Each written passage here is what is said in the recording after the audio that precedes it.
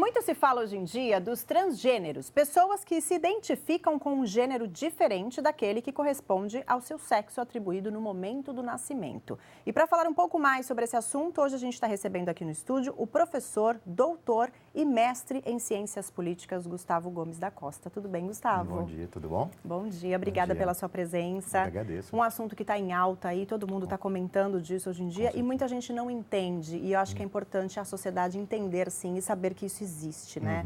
Então, eu queria primeiro que você me dissesse qual a diferença entre transgêneros e transexuais. Transexuais, vamos lá. Transgênero, na verdade, é um termo mais genérico, tá? Que engloba tanto pessoas transexuais como travestis, crossdressers e várias outras expressões, né? Na verdade, transgênero vem do inglês transgender, são pessoas que cruzam o gênero, são pessoas que de alguma forma rompem, né, com as expectativas de gênero construídas, tá? Então, nesse sentido, uma transexual ou um transexual seria um transgênero. Da mesma forma como uma travesti ou seria também um transgênero. Então, na verdade, o transgênero é um termo mais, como eu posso dizer assim, mais científico, no sentido de englobar todas essas expressões, né, de pessoas que, de alguma forma, cruzaram a fronteira de gênero entre masculino e feminino. E a pessoa que sente que nasceu no corpo errado, como a gente está vendo casos, né, por aí, seria transgênero também ou tem alguma outra nomenclatura? Na verdade, é o seguinte, vai depender muito de como a pessoa se identifica.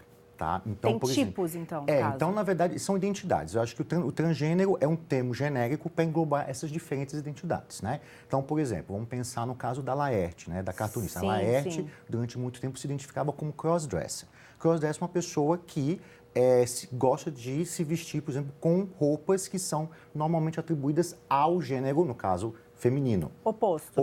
No caso dela, é feminino. Um exemplo de transgênero também são as drag queens. Né? Então, você tem, por exemplo, drag queens são homens, né? Muitas vezes, que se vestem de mulher para fazer uma performance, né? Mas que no dia a dia, né, se utilizam de roupas do sexo masculino. Né? Então, na verdade, a transgênero é um termo para englobar essas diferentes identidades. O importante, né, acho que levar em conta, é a forma como cada um se identifica. Né? Certo. Por exemplo, muitas pessoas transexuais ou travestis, de fato, vivenciam essa experiência muitas vezes traumática e psicologicamente perturbante de não se identificar, né? Quer dizer, ter o seu corpo não se identificar com o gênero, né, com o sexo que foi atribuído no nascimento. Né? Então, muitas vezes isso é bastante complicado. E eu acho que o importante nessas situações é tentar ouvir essa pessoa. Antes de, digamos, de classificá-la, né, como transgênero, entender o que é a vivência dessa pessoa, né? Como é que ela se sente, né? Como é que ela se identifica. Né? Então, muitas vezes, não, eu sou uma pessoa que gosto de muitas vezes, me vestir com a roupa de mulher. Então, eu não me identifico necessariamente como uma mulher. E isso não necessariamente tem a ver com opção sexual? Como é que a gente faz essa diferença? Na verdade, a gente trabalha com o conceito não de ideia de opção sexual, mas de ideia de orientação sexual. Tá? Então, são duas coisas. Tá? A gente tem, de um lado, o sexo biológico, tá? Que é a forma que diz respeito à conformação biológica dos corpos. Então, você tem machos e fêmeas. De como você nasce. De como você nasce. Existe a identidade de gênero, que é a forma como cada um se identifica, né? Seja masculino ou feminino. Né? Então, cada sociedade estabelece certas características psicológicas, sociais, estéticas, direcionadas a como você se identifica do ponto de vista da identidade do gênero, dessa construção social que é o gênero. Outra coisa é para onde você direciona o seu desejo sexual, a sua orientação sexual. Né? O problema é que na nossa cultura, né, nossa cultura judaico-cristã, ela trabalha, né, ela traz uma ideia de uma matriz heterossexual, que de alguma forma estabelece uma correlação necessária entre essas três dimensões: sexo biológico, identidade de gênero e orientação do desejo. Então, nessa lógica, só pode ser possível o quê? Homens machos, masculinos, que desejam que orientam o seu desejo sexual para fêmeas, femininas e vice-versa. Tá? O problema é que a realidade concreta é muito mais complexa. Então, você vai ter, por exemplo, combinações mais distintas. Por exemplo, um indivíduo macho, mas que se identifica, no caso de um crossdresser, com o gênero feminino. Mas a opção sexual dele pode ser por uma mulher. Exemplo, eu acho que é uma atriz norte-americana, né, que ela nasceu como homem, né, se identifica como mulher, mas o seu desejo sexual é orientado para outras mulheres. Entendi. Né? Então, assim, e aí a gente, quer dizer, então é uma mulher lésbica, uma trans... Não, ela se identifica como uma crossdresser. Né? Então, o problema, na verdade, o resultado dessa matriz heterossexual é que tentar, de alguma forma, engessar essas combinações. E a realidade é muito mais plural e complexa. Exatamente, né? é muito Então, complexo nesse sentido, transgeneridade não necessariamente tem a ver com orientação do desejo sexual. São duas coisas distintas. Podem estar vinculadas, mas podem não estar. Exatamente. Tá. A gente vai ver agora uma reportagem que o nosso repórter Marco Pagete conversou hoje por Skype com uma transgênero que mora no Guarujá. Vamos dar uma olhadinha, Gustavo. Bom dia, Vanessa. Bom dia a todos. Essa aqui é a Flávia Bianco, publicitária, aí transgênero que está aí 1 ano já em transição, né, Flávia? Bom dia. Isso, bom dia, pessoal. Bom dia, espectadores da BTV. É um prazer estar aqui nesse espaço, podendo contar um pouco da minha vida e ajudar no que eu puder. Flávia, primeiro vamos lá. Como é que começou esse processo de transição de gênero? Bom, contando agora, removendo a minha infância, né? Eu, desde os 7 anos, eu sempre tive admiração pelo universo feminino, que foi a primeira vez que eu utilizei, que eu usei, na verdade, um vestido que era de uma prima. E quando eu coloquei aquele vestido e eu me olhei, eu falei, nossa, sou eu. Me identifiquei com aquilo. Só que isso, no começo dos anos 80, era algo que era inimaginável, ninguém se discutia. E eu nunca conversei com a minha família a respeito disso, nunca abri isso para ninguém. Então eu vivi dos meus 7 anos até os 42 anos com esse meu lado feminino particular, digamos assim, restrito. Quando mais ou menos eu tinha 20 e poucos anos, com a chegada da internet, eu tive acesso ao termo crossdresser, que são homens que se vestem com roupas de mulheres, né? E aí eu falei, nossa, eu não sou, digamos assim, desajustada, eu não sou única no universo, existem mais pessoas que têm essa mesma característica que a minha. E quando eu encontrei com esse universo em São Paulo, um encontro de crossdressers, eu me identifiquei tanto com aquilo, me senti tão à vontade como se eu tivesse vivido a minha vida toda, digamos assim, de uma forma pública.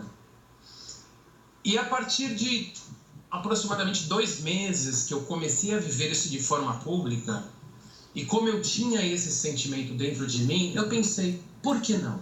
O que me impediria? Eu estou com 42 anos, tive 2 casamentos, tive uma filha, e eu decidi assumir esse meu lado. O que você falaria para o pessoal em casa, que está tentando entender esse mundo agora que está sendo tão exposto, que às vezes ou tem alguém na família passando por isso, ou conhece alguém, ou até a própria pessoa que está passando por essa transição de gênero?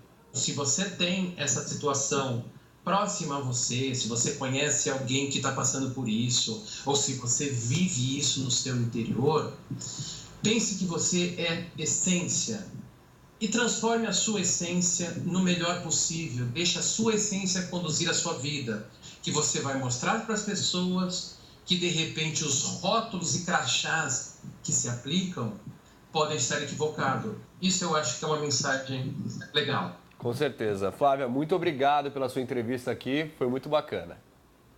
Tá certo, eu que agradeço a oportunidade e deixo um abraço a todos. Fiquem com Deus. Tá aí, Vanessa, voltamos com você direto do estúdio.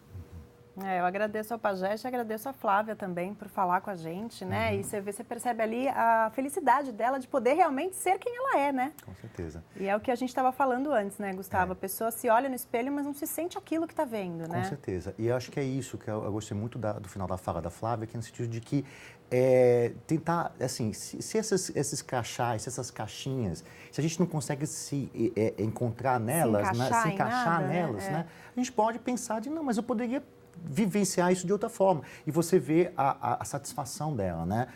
que eu acho que muitas vezes é o oposto da vivência de muitas travestis, muitos transexuais, muitos transgêneros no Brasil, que é uma vivência de preconceito, de negação um tabu, individual. As pessoas às vezes nem entram no assunto, né? E a ponto de que muitas vezes é tão traumático esse processo, em que muitas vezes as pessoas acabam tentando suicídio, ou muitas vezes tentam mutilar o corpo, né? Quer dizer, essa sensação de que essa, digamos, demonstração externa não diz respeito, está em dissonância com a experiência individual, né? Isso muitas vezes pode ser traumático, né? E numa sociedade como a nossa, né?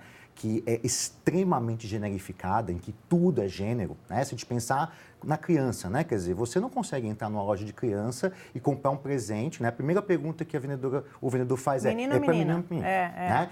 E você vê muitas vezes até espacialmente a loja dividida, de um lado o menino, de um lado a menina. Um azul, outro rosa. Exatamente, azul, outro rosa, bem carrinho e tal. E como que essas coisas muito sutis, uma coisa que eu tenho pensado bastante na minha prática, na minha pesquisa, é esses elementos sutis do gênero, que muitas vezes passam despercebidos, mas que vão exatamente criando muitas vezes, essa ilusão de que masculino e feminino são duas entidades quase completamente distintas, né? E que qualquer pessoa que não se encaixe numa no outra é visto como um pecador, diferente, né? Ou coisa pior. Né? Então, e isso muitas vezes explica a situação de trauma psicológico. Fora situações, por exemplo, nas escolas de bullying, né? Quantos meninos ou meninas casos, né? Que tem, por exemplo, uma coisa mais boba que é, sei lá, o menino que não gosta de jogar futebol, gosta de vôlei. Ou que tem o cabelo comprido, tem comprido, muito isso, ou gosta de um determinado tipo de roupa que não se encaixa numa expectativa. Ou ao contrário, a menina que gosta de jogar futebol. Futebol, imagina, exatamente. É muito comum. E isso muitas vezes acaba sendo, digamos, tolhendo a individualidade das pessoas, quando não gerando situações de violência. Porque eu acho que isso é um ponto importante. A gente não pode esquecer que, se a gente pensar hoje no Brasil, a população transgênero, né, particularmente a população de travestis e transexuais, vive uma situação muito grande, né? Recentemente nós tivemos a perda da Rogéria, né? Sim, que era uma travesti, a travesti da família brasileira. No caso dela, né? É travesti, da Rogéria. Travesti, isso. Por quê? Porque a Rogéria, ela disse, eu nunca tive problema, tá? Eu sempre me identifiquei como uma mulher. Várias entrevistas ela falava isso. E ela disse, eu nunca me vi na necessidade, por exemplo, de fazer uma modificação radical no meu corpo. Tá? Então, ela, muito bem, porque ela dizia, o meu corpo não precisa se encaixar às expectativas, porque o gênero é social. Né? Então, na verdade, são construções sociais. Então, eu posso muito bem... Vamos pensar um exemplo muito relevante. A gente tem umas imagens, Gustavo, eu vou até pedir para colocarem, para a gente acompanhar as imagens e você poder explicar para a gente. A gente tem aí imagens de pessoas que passaram por isso, né? No caso, esse é o Bruce Jenner, né? Bruce Jenner. Que esse caso seria o quê? Transgênero? O Bruce Jenner, na verdade, ele começa a vivência, eu assisti até um documentário no qual ele, naquele momento, né, se identificava como crossdresser, né, e depois, hoje ela se identifica como uma mulher transgênero. Tá aí no caso, como mulher. Inclusive tem até um programa, né? Muito bonita, por sinal, né? Isso. Esse é um caso também. A gente tem imagens também de outro, que no caso é esse daí, que é o Pablo Vittar. Esse caso seria o quê? Pablo Vittar se auto-identifica como uma drag queen. Drag queen. Tá? Então, Pablo Vittar, por exemplo, ele, como é que chama? Ele utiliza da indumentária do gênero feminino exatamente para fazer as performances. É um artista. Né? Então, até onde eu sei, no seu dia a dia, ele não necessariamente, né? Embora muitas vezes, pela questão do personagem e tal, mas ele não se identifica necessariamente como... Vamos parar a imagem aí, então, para a gente comentar nesse caso, que é a Teresa, que agora é o Tarso, né? Que aí esse caso também transgênero, né? Transgênero, isso. Muitas vezes as pessoas também se identificam como transexual. É o mesmo caso do Tami. Né, do Tami, que fez a transição. Né, Quando opera, é transexual? Normalmente, as pessoas que fazem a modificação do corpo, na verdade, a mudança corporal, né, porque existem estágios dessa transição. Né? Então, por exemplo, existem pessoas que só fazem hormonização. Né? Sem necessariamente levar em conta, por exemplo, intervenção cirúrgica. Né? Certo. Então, nesses casos, vai depender muito de como a pessoa se identifica. Normalmente, na minha pesquisa, o que eu observo nas minhas observações de pesquisa é que pessoas que fazem transformações mais radicais no corpo, por exemplo, a vaginoplastia e tal, muitas vezes se identificam como transexuais. No caso do Tami, por exemplo, o Tami fez mudanças no corpo. Um transexual. É transexual nesse caso, quando muda alguma coisa no corpo. E a pessoa que toma hormônio, no caso, só para fazer uma performance, de repente, ou porque gosta de se vestir como homem e precisa dessa barba ou alguma coisa assim? Aí, no caso, por exemplo, do Pablo Vittar, que é uma drag queen, né? Então, drag queen, ela seria uma transgênero. Lembra que eu falei do transgênero como esse termo mais genérico, que encaixa todo mundo. Todas as vivências dessa transição, né? De alguma forma, não rompendo, mas, na verdade, de cruzar, né, essas fronteiras do gênero. Então, tudo seria transgênero, né? Mas aí, dependendo das vivências, né? Por exemplo, a vivência de uma drag queen é completamente diferente, por exemplo, de um homem trans, né? Que aí sim houve o processo de hormonização, de transformação no corpo, né? Que aí sim é uma pessoa que se identifica como transexual. O Gustavo, me fala uma coisa, por que hoje isso é tão discutido, é tão comentado e antigamente não? A gente teve o caso da Roberta Close, que foi um dos únicos que a gente ouviu antigamente, e hoje em dia é tão comentado. Já existia também transgêneros no caso? Com certeza. Mas não era falado, de repente não sabiam o que era, é isso? Não, eu acho que na verdade tem a ver primeiro com a apropriação por exemplo, do movimento LGBT, movimento de lésbicas, gays, bissexuais, travestis e transexuais, que eu acho que tem tido um papel muito importante no sentido de dar visibilidade. Né? E, por exemplo, mostrar para a sociedade que isso existe, né? E que não simplesmente que essas pessoas, né, esses indivíduos são sujeitos de direitos, têm direitos de cidadania como qualquer outro e que eles não podem simplesmente ser excluídos, né, serem vítimas de violência simplesmente porque não se encaixam, né, digamos, em convenções de gênero. E eu acho que aí, nesse sentido, há uma influência muito grande do feminismo. O feminismo foi muito importante. Né? A luta das mulheres de dizer, olha, a nossa desigualdade, porque a gente ganha menos no mercado de trabalho, ou porque a gente tem menos oportunidades, isso não tem a ver com o fato de que nós temos uma vagina. Né? Tem a ver com o quê? Exatamente. Porque se convenceu... Nós vivemos numa sociedade patriarcal... A sociedade se convenceu disso. Né? Exatamente. E que, por exemplo, exclui as mulheres, ou no caso, no mercado de trabalho, acaba dando como é que chama? Por exemplo, as mulheres ainda hoje são responsáveis pelo cuidado das crianças, né? A dupla jornada né? Dentro de casa, dos filhos e tal. Então, isso muitas vezes acaba atrapalhando o trabalho e muitas vezes não conseguem as mulheres ascender na carreira por causa disso. Então, não é uma questão biológica, na verdade é uma questão social. E eu acho que isso, nesse ponto, o feminismo tem trazido, e eu acho que a gente está vivendo um momento muito grande, principalmente nas novas gerações, é muito interessante isso, né? As meninas não mais aceitando certos pressupostos, estereótipos machistas, né? Lutando pelo reconhecimento como qualquer um, né? E eu acho que isso, de alguma forma, acaba tendo consequências para pensar essas questões de orientação sexual e identidade de gênero. Sem dúvida. Bom, o assunto é muito importante, super interessante, né, gente? Ficaria horas aqui conversando com o Gustavo, mas quem quiser saber mais também, você vai dar uma palestra amanhã, né? Isso, o tema é... Né? é hoje? Gênero, diversidade sexual e cultura material. Cultura material, né? Aportes para uma discussão em curso, né? Na verdade, é uma palestra oferecida pela coordenação do curso de arqueologia da Unimes, né? E aí a ideia um pouco eu vou trazer os aportes dessa discussão de gênero para pensar o trabalho dos arqueólogos, né? Que eu acho que é muito, acho que os estudos de gênero têm bastante a contribuir, né? Exatamente para resgatar esse passado das mulheres, né? De LGBTs, por exemplo, que são esquecidos, né? Têm sido esquecidos pela arqueologia tradicional. Com certeza. Então, quem se interessar pelo tema, hoje na Unimes, a partir de que horas? Às 19 horas. Às 19 horas, no campus Rosinha Viegas. Muito obrigada pela sua presença, viu, Gustavo? Professor, doutor e mestre em Ciências Políticas. Obrigada pela sua presença, Gustavo Gomes da Costa. Boa tarde para você, tá? Muito obrigado.